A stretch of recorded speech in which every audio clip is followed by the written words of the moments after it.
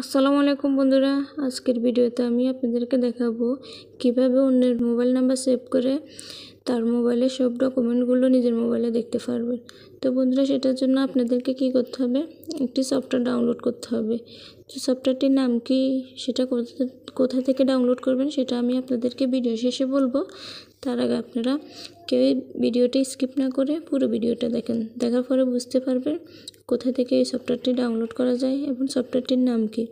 তো বন্ধুরা চলুন আমি আপনাদেরকে দেখিয়ে দিতেছি কিভাবে আপনারা অন্যের মোবাইলের ছবিগুলো বা যা যা ডকুমেন্ট আছে সবগুলো নিজের ফোনে দেখতে পারেন এমনকি রাখতে পারেন।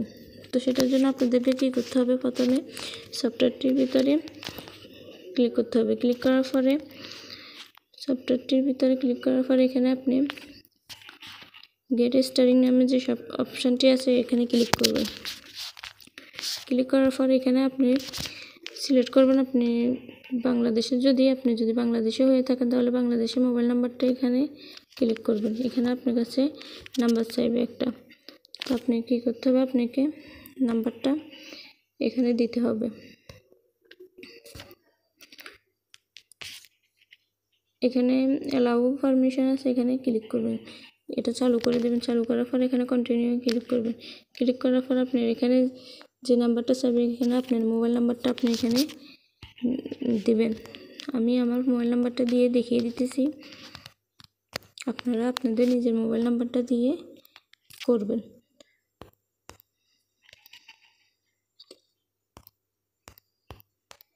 তো এখানে কী করতে হবে, মোবাইল নাম্বারটা দেওয়ার পরে এখানে কন্টিনিউ ক্লিক করবেন।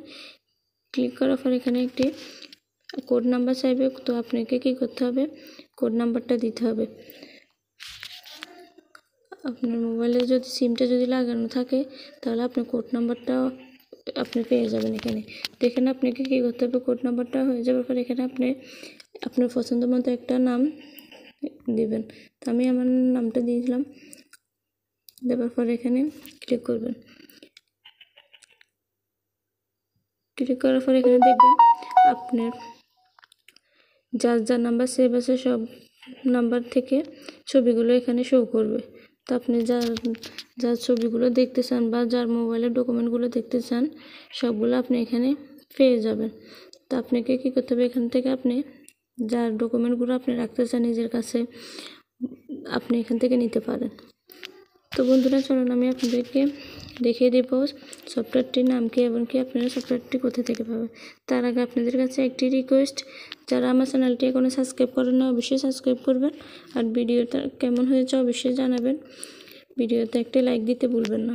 তো বন্ধুরা চলুন আমি আপনাদেরকে দেখিয়ে দিতেছি সফটওয়্যারটি কোথায় পাবেন। আপনারা প্লে স্টোরেতে চলে যাবেন, যাওয়ার পর এখানে সফটওয়্যারটি আমি ইনস্টল করে রাখলাম, এখান থেকে আপনারা দেখে নেবেন। তো বন্ধুরা আজকের মতো এখানে বিদায় নিচ্ছি, আল্লাহ হাফেজ।